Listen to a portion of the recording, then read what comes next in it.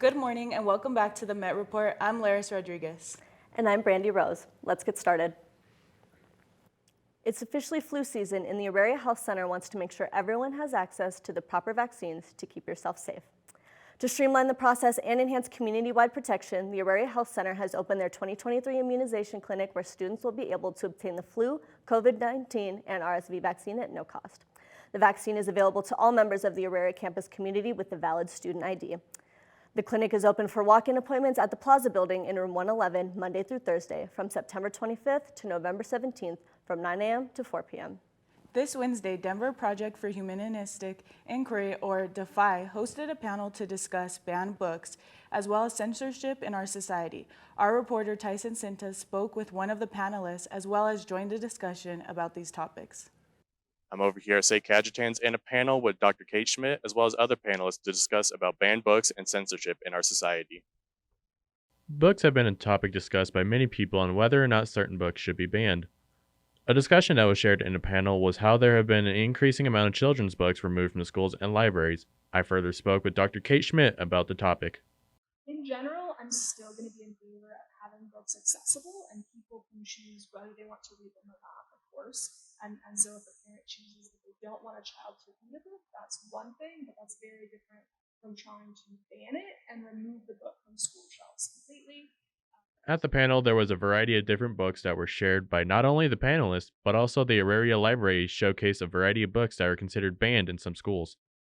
One of the bigger subjects that was shared was how people should teach students about more difficult subjects like racism or oppression against the LGBTQ. Especially a lot of the recent bans have targeted children's books that deal with LGBTQ individuals, in some cases pushing to challenge or ban a book just because it doesn't portray a heteronormative relationship. And I think that children definitely can and should be exposed to the existence of LGBT individuals and LGBT relationships. That's part of our society, and I don't think we should try to erase it or take it off of school shelves. Another topic that Schmidt spoke about was how people should discuss about certain books that may have certain language that may not be appropriate for today's standards. So one reason that many books are banned is because they contain offensive language, including like racist terminology. Again, I would hope that if those books are being taught or being read, we can approach them as sort of historical artifacts, and we can place them in the context of that time period. Just because you're reading a book doesn't mean you have to agree with everything in the book, or you even have to agree with everything the author was trying to do, but hopefully it can be a starting point for having important conversations about how we used to address these topics and how we think about these topics today. The panel discussed about how there should be more discussions on more difficult subjects rather than completely banning them from students. I hope that everyone keeps reading books, including books that challenge your existing views, and let's have the difficult conversations about the philosophical issues, the political issues that come up around many of these topics that result in book challenges. Instead of taking the books off the shelves, let's just be having more conversations about these important issues. This Wednesday, the third APIDA event took place on the second floor of the Jordan Student Success Building in the CMEI Lounge. This event offers a safe place for students to feel supported and to build a community amongst their peers. APIDA stands for Asian Pacific Islander Desi American, and the MSU Denver Counseling Center set up this event for students of this background and anyone else interested in topics such as intergenerational family conflicts. A video was shown of how Asian parents compare children to their cousins, which was something many students found relatable. Students also talked about how competition divides the Asian American community. If you missed this APIDA event and it sounds like something you want to participate in, more opportunities are coming up this semester, and there will be meetings November 1st and December 6th. On Wednesday, the Auraria campus welcomed Tommy Orange, a Pulitzer finalist author, and his father, Victor, to St. Cajetan's in a discussion about his writing, his Native American heritage, and the role of Native Indigenous storytelling in the modern age. Alex Petrich has more on the story. Long before white settlers came to Auraria, the area was home to several native tribes, including Ute, Comanche, Apache, Cheyenne, and Arapaho. With Native Indigenous Peoples Day coming up on October 9th, the campus has been hosting events to bring awareness to Native Indigenous causes and celebrate the rich and diverse cultures present in our state. In partnership with MSU's Native Indigenous Student Support Initiatives, the Sand Creek Massacre Foundation, and several Indigenous organizations from CU Denver, the campus welcomed Cheyenne and Arapaho author Tommy Orange to speak at St. Cajetan's about his new book, Wandering Stars, his widely acclaimed 2018 novel, There, and his family's ties to the Sand Creek Massacre, one of the most egregious war crimes in U.S. history. Tommy was accompanied by his father, Victor, who has greatly influenced his writing over the years. Victor spoke of his elders who were involved in the Sand Creek Massacre, as well as his tribal heritage, and how he instilled that heritage in his son. Tommy then read excerpts from his new book, Wandering Stars, which is due to release in March of next year. From there, they participated in an audience Q&A, which discussed topics such as historical revisionism, Native Indigenous storytelling, and how one can celebrate their heritage in the modern age. I caught up with Tommy afterwards to ask him about what he's learned as a writer between There and Wandering Stars, the importance of storytelling, and his hopes for the future as a voice for Native Indigenous peoples. Well, it's a prequel and a sequel, so it's definitely building on There. I never wanted to write a historical novel because part of what I wanted to do is depict us as now, as a resistance to the way we've been depicted so often is only historical. But I fell down this rabbit hole of very interesting, very specifically Southern Cheyenne history. That's what tribe I am. And I sort of found a way for it to work. Hopefully, we'll see. The reviews are not out yet. I think it was a lot harder to write. I think success can sometimes be. That's why they have the thing like the sophomore album is famously hard to do or have it work out. I would love to see a lot more books from other Native authors, from other Cheyennes, with other perspectives that are the same as mine, are totally different than mine, that challenge mine, because I think we need a fullness of complexity, and we are coming out of a drought of information, and we just need as much as possible to counteract a lot of the misconceptions about our stories and who we are as humans and how we fit into this country's story. And I think opening yourself up to other worldviews is a really rich way to understand yourself too, and to better understand other people and build empathy. And so I think there's work that non-natives have to do in opening themselves up to the idea that maybe there's something they assumed about Native people that they'll find as much different by immersing themselves in the artwork of Native artists. For the MetReport, I'm Alex Petrich. This past Wednesday in the Jordan Student Success Building, or as many know it, the JSSB, the lounge in front of the admissions desk was closed down. The lounge was a popular spot for students to study or even take a nap, but the space was closed down due to wood pieces falling down and threatening students' safety. The area now looks like a crime scene and is covered with yellow caution tape all around the premises. It may look like a Halloween decoration in the month of October, but it is in fact a serious hazard to be aware of. One can see one of the floorboards missing currently, as well as the rest, which seems to be falling apart. It will soon be repaired, according to employees at the admissions desk, and occurred due to humidity and the glue in the floor coming loose. Wow, that sounds like a good spot. I'm gonna have to check it out when it gets fixed. But I mean, Chicken Little wasn't lying. The sky literally is falling. Well, don't step away because coming up next, the Speaker of the House is removed from office. Another installment of MSU's improvised jazz series shows their skills. And we ask students who they want to see in the World Series. All this and more after the break.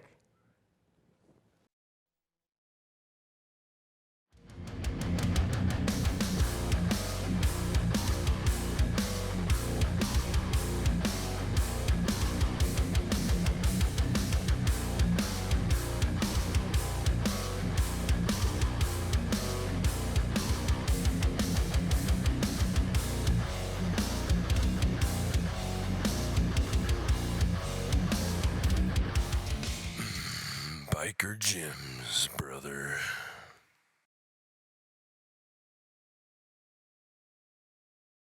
Stand on the edge of the train station platform. Drive around the boom, gets at a level crossing. Run across the tracks between the platforms. They may not rhyme, but they're quite possibly the dumbest ways to die. There's a million dumb ways to die. Don't let it be around buses and trains. Be safe around buses and trains. A message from RTD. So many dumb ways to die. Welcome back from the break.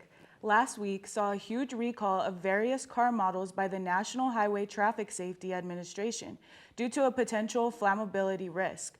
More than 3 million automobiles, all manufactured at some point during the last decade, were subject to a warning by the NHTSA, which stated that issues with the braking system could lead to a fire within the cars. Most of the models recalled were from the Hyundai and Kia brands, two large Korean manufacturers. With Kia also being partially owned by Hyundai, the rest of the recall was applied to Jeep and Subaru models from the past year. Owners of recalled vehicles are advised to keep them parked outside and away from large structures until such time as they can get the necessary repairs from their local dealerships. To see if your car is included in this warning, you can go to nhtsa.com/recalls and put in your vehicle identification number. This week, history was made in the halls of the United States Congress as the United States saw the first instance of a Speaker of the House of Representatives being voted out of office. Kevin McCarthy, a Republican from California's 20th Congressional District, had served in the role which is second in line for the presidency.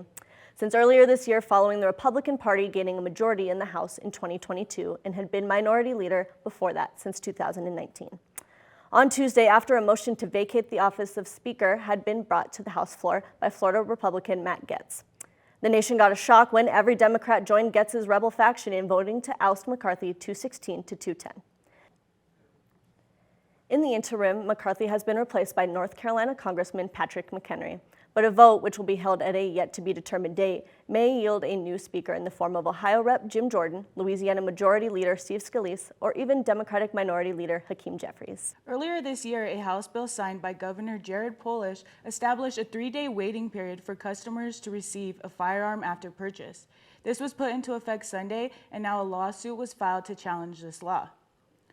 Rocky Mountain gun owners and Alicia Garcia are suing Governor Polis because the new policy violates the Second Amendment of the U.S. Constitution. The lawsuit states that Coloradans have the, quote, right to purchase a firearm without having their right burdened by arbitrary, unnecessary, and useless delays. Garcia, who's employed in the firearm industry and frequently purchases firearms, states that she is a law-abiding citizen of Colorado and passed all of the necessary paperwork and background checks to purchase a firearm. However, because of the new law, she still has to wait 3 days to receive her firearm. Rocky Mountain gun owners believe that the Second Amendment protects rights for people to own firearms whenever they purchase them, and there should not be a waiting period if the customer passes the necessary paperwork and background checks. Governor Polis has not made a statement on the situation. Colorado school districts are receiving doses of naloxone from the state, and some think it would do more harm than good. Due to a recent increase in overdose cases among younger students, many Colorado schools are starting to keep naloxone on hand, a medication used to quickly reverse opioid overdoses through a nasal spray. Schools having this on hand could potentially save the lives of dying students. Some, however, are not seeing this as a good thing. The president of the National Association of School Nurses, Kate King, says that this opposition can stem from not only officials being afraid of the cost of restocking the medicine, but also the fear of being stigmatized as a bad school in need of the drug.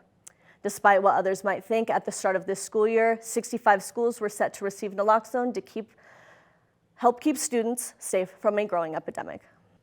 Exciting news! Denver Zoo is opening its gates for a free entrance day this Saturday, offering an unforgettable experience. To get your free tickets, visit denverzoo.org and follow the steps that will be provided on the website. Remember that free day tickets are limited, so make sure you get them as soon as possible. The annular solar eclipse is making its way back to Colorado, and you might be wondering when and where you can see it this year. On October 14th, the annular eclipse will make its way across Colorado and the southwestern United States. This phenomenon will be visible at approximately 10:30 a.m. from the southwestern portion of Colorado, including Cortez and the Mesa Verde National Park. This eclipse will pass over 90% of southwestern Colorado. The Denver metro area will see 70%, and Colorado Springs will see 80%. Remember to use proper eye protection when viewing this year's eclipse and mark your calendars to make sure you don't miss out on this celestial spectacle. It's fine that other people like you. It's more important that you like yourself. And I'm comfortable with every part of me. Meals on Wheels coming to my door as someone who's housebound assures me that I'm not forgotten. They care that I'm okay. My name is Asha Ida Bell. America, let's do lunch. Drop off a hot meal and say hello. Volunteer by donating your lunch break at americaletsdolunch.org.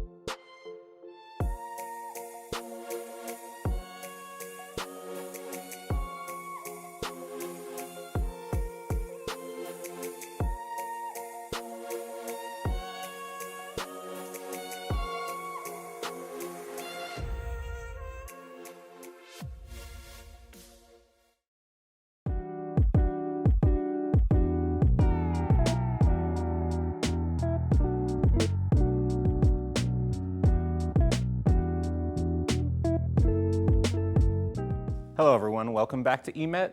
I'm Miah and Ntepp, here to bring you all the latest in the world of entertainment.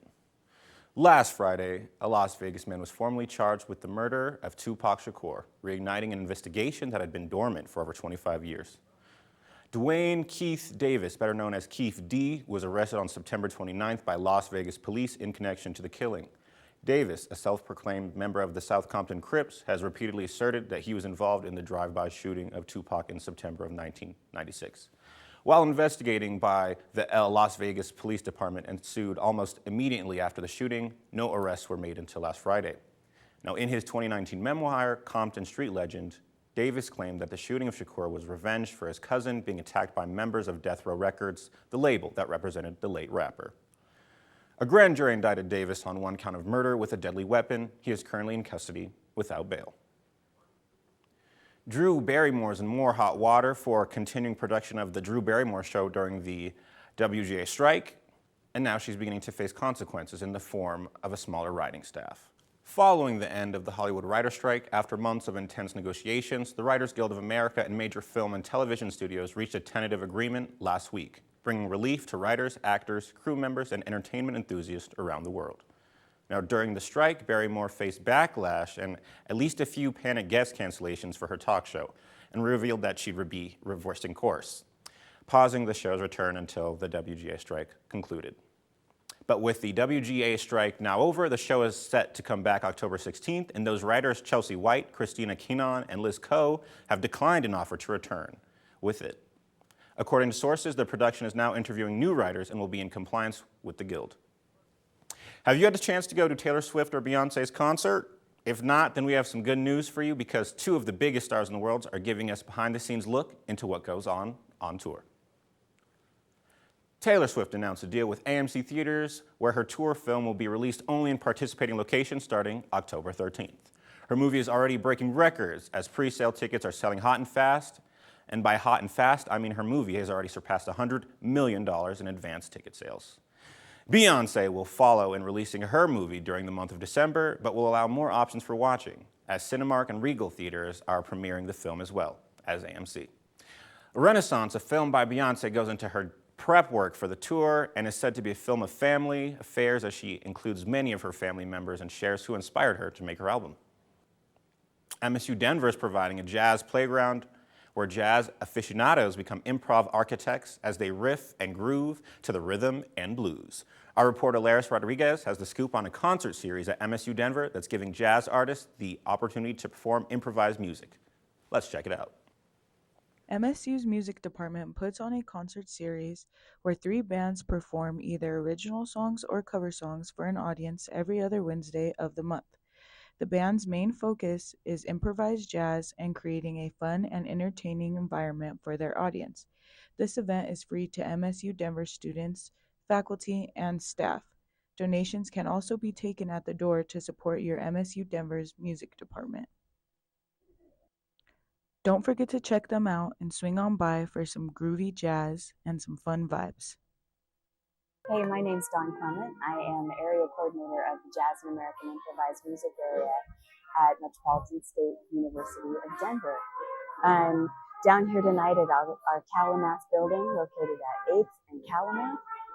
This is where many of our Jazz and American Improvised Music courses are held, and our combos rehearsed twice a week. And this is where we host our combo concerts and special guests and faculty, artists, every first and third Wednesday, starting at 6 p.m. All that information can be found on the MSU Denver Music page. Just Google MSU Denver Music events, and you'll find us right there.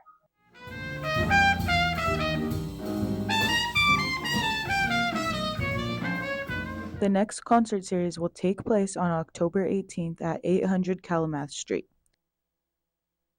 Speaking of MSU music events, since 2020, the music department here has periodically hosted different artists on campus, showcasing their work and their vision for aspiring musicians, while also providing a voice to marginalized communities. Our reporter Noah Block investigated this week's installation. The Music, Race, and Social Justice Visiting Artists Series is a vision of Professor Elizabeth Macy, who I spoke to get an inside perspective of the program. The series was created to highlight the work of BIPOC, so Black, Indigenous, people of color, scholars, performers, and musicians in whatever way they sort of envision themselves. So we've had a whole range of folks who've come through.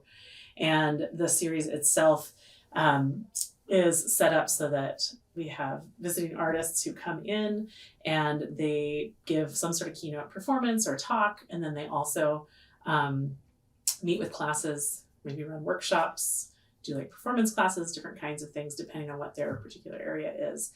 And so there's a lot of intent around like having them interact with students and with faculty and with staff and community members. This week's artist is Jasiri X, a musician/activist who's been active since the early 2000s out of the Pittsburgh, Pennsylvania area. He has recorded a number of songs about racial injustice, gaining him the designation of a conscious rapper.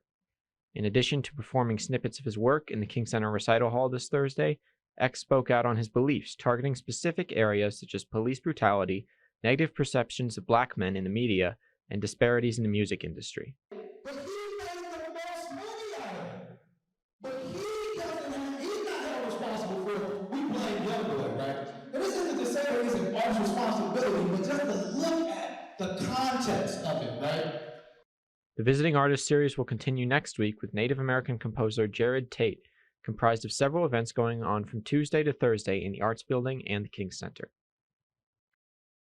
Thanks so much for listening to me talk entertainment. I'm Miah Ntepp for the Met Report. Stay tuned because after the break we have Xavier with sports.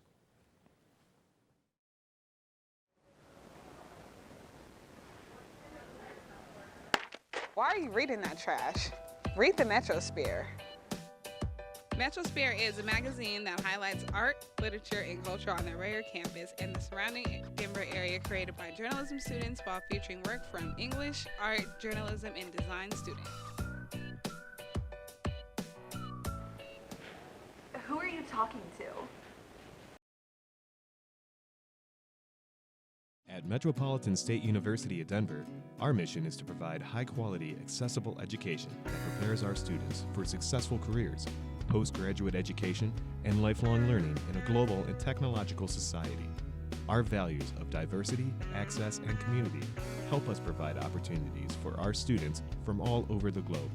In fact, we've just been named a diversity champion by Insight into Diversity magazine for 2016. Because at MSU Denver, we believe in transforming lives.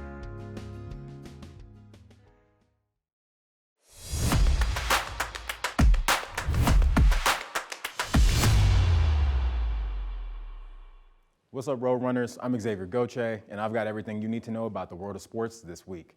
Let's get into it.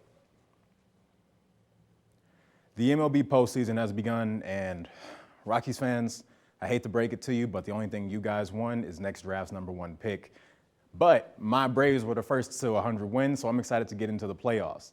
I took to the streets to ask folks who they'd want to see win the World Series. Hey, y'all, I'm Xavier Gauthier, and we're going to be out here asking students who they think is going to win the World Series, even though it's going to be the Braves. If you wanted a team to win that was not the Rockies, who would it be? LA. LA Dodgers. Yeah, I'm a California native, so Okay. for me, it's just a given, you know.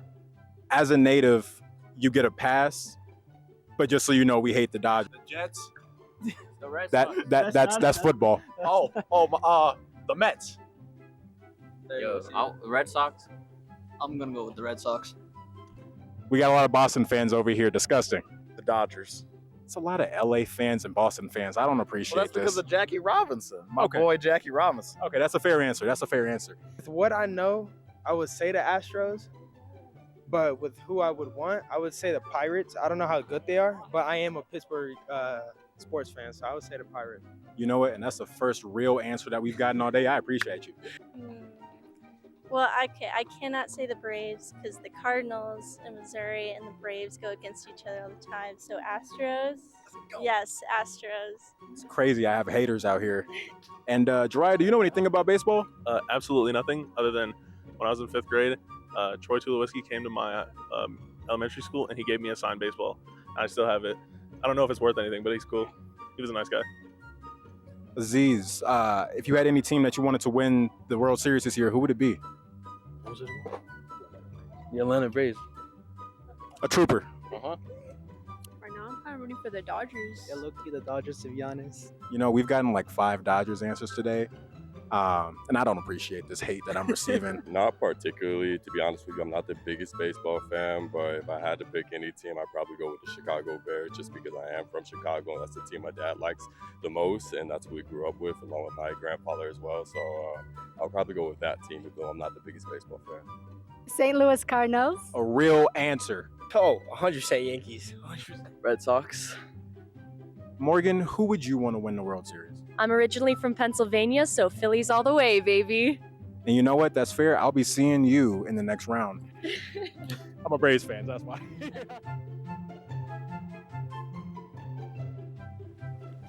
The countdown to the NHL season has begun, with puck drop taking place later this week.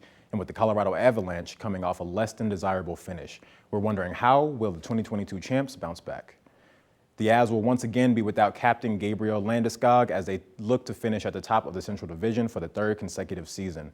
After being eliminated by the Kraken in the first round and coming off an injury-filled season, the Colorado Avalanche hope to recover and lift the Stanley for the 2nd time in 3 years. The Avs are currently the favorites to win it all, and hopefully their new faces and increase in forward depth will be enough to fuel their success. Led by their big three, Cale Makar, Nathan MacKinnon, and Mikko Rantanen, the journey to the Stanley Cup begins for the Avalanche this Thursday, where they'll face off against the Kings in Los Angeles. The official start of the NHL season is this Wednesday, October 10th. Jaleel McLaughlin is receiving endless praise for his performance on Sunday, and frankly, we think he deserves it. The Broncos took the field by demand in their 31-28 win against the Bears. Running back Jaleel McLaughlin had 104 total yards and a receiving touchdown to help his team to victory. Through 4 games, McLaughlin made history by having the best rushing performance by any Broncos running back, 72 yards on 7 carries. His touchdown celebration is getting just as much attention as he moves his feet like a bull and points to heaven. He's symbolizing his passion for the game, McLaughlin states. Every time a bull goes out, they mark their territory. I try to bring that aspect of me being a bull and wanting to win. The Broncos are set to play against the Jets on Sunday, October 8th, with his first win now under their belts. Kicking off this week's edition of Rowdy's Rundown, both MSU women's and men's soccer teams took on UCCS Mountain Lions this past Sunday and look to keep fighting as we inch closer to the postseason. Coming off their 2-0 loss to CSU Pueblo, the Roadrunners look to get back in the winning column, and that they did after a game-winning goal in the last 11 seconds of regulation by defender Andres Arcila Sainz, becoming the latest game winner in program history, giving the Roadrunners a 1-0 dub. Last night, the Roadrunners looked to continue their winning momentum as they faced off against the Westminster Griffins. A game-tying goal in the 78th minute from forward Aaron Biggerstaff tied up the game, but a game winner by freshman James Miles sealed the game for the Griffins, leading to an MSU loss. Continuing our coverage of Metro State soccer, the Lady Roadrunners took on the UCCS Mountain Lions.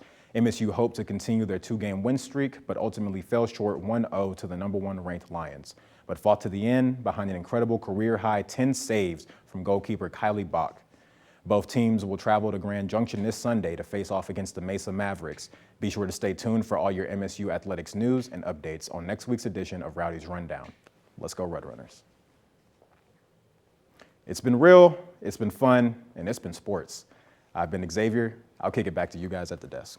Thanks, Xavier. Well, all I'm saying is I just really hope this isn't the last Broncos win of the season. You never know, Laryss, but I have faith. True. Well, that's our show. We'll see you next time.